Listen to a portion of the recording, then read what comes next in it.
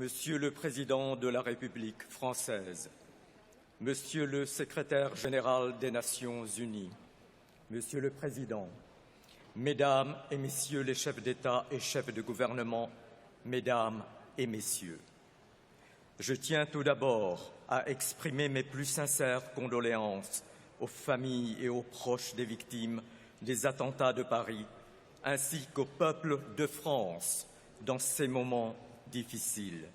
Je peux vous assurer, Monsieur le Président, que le Cambodge se tient fermement aux côtés de la France dans sa lutte contre ceux qui commettent ces actes barbares. Monsieur le Président, Mesdames et Messieurs les chefs d'État et chefs de gouvernement, Mesdames, Messieurs, le changement climatique est le défi majeur de notre temps et ses effets sont ressentis depuis quelques années déjà. Les aspects principaux du développement humain, tels que l'agriculture, la sécurité alimentaire, l'accès à l'eau, la santé, les migrations, la pauvreté, sont sous la menace du changement climatique. Les 17 objectifs de développement durable récemment adoptés par l'Assemblée générale des Nations unies pourraient être compromis. Actuellement, au Cambodge, les agriculteurs font face à des modifications des régimes pluviométriques saisonniers et à des périodes de sécheresse prolongées qui affectent la production agricole et la sécurité alimentaire. La fréquence et l'intensité des catastrophes naturelles n'ont pas cessé d'augmenter.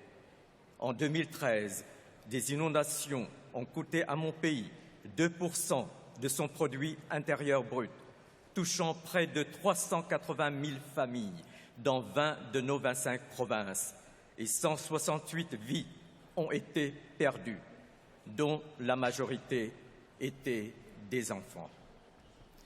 En tant que représentant d'un pays en développement, je souhaite vivement que le principe d'équité soit au cœur des négociations dans les 2 semaines à venir. Le Cambodge, comme beaucoup d'autres pays dans cette Assemblée, est dans une phase critique de son développement. Nous devons simultanément nous attaquer à la pauvreté, faire croître notre économie, développer nos industries, améliorer la qualité de nos ressources humaines et des services sociaux, assurer notre approvisionnement énergétique et rester compétitifs dans un environnement régional et mondial ouvert. Dans le cadre de ce programme de réforme, le Cambodge a adopté des objectifs clairs pour la lutte contre le changement climatique qui sont énoncés dans notre contribution prévue déterminée au niveau national. Une part croissante de nos ressources publiques a déjà été attribuée pour répondre au changement climatique. Cela démontre un haut niveau d'engagement malgré une très faible part du Cambodge dans les émissions de gaz à effet de serre. Cependant, nous ne pouvons pas atteindre seuls ces objectifs ambitieux. Des ressources financières et des transferts de technologies sont nécessaires pour que les pays en développement puissent jouer pleinement leur rôle dans la réponse au changement climatique. La capitalisation initiale du Fonds vert pour le climat, Green Climate Fund, est un signe encourageant.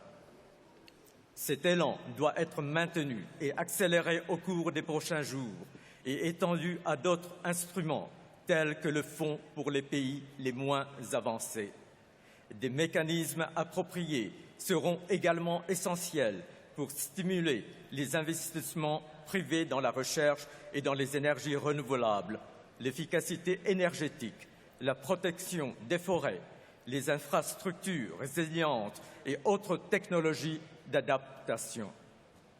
Monsieur le Président, Mesdames et Messieurs, ces négociations sur le climat sont l'aboutissement d'un long processus, couvrant plus de 20 années.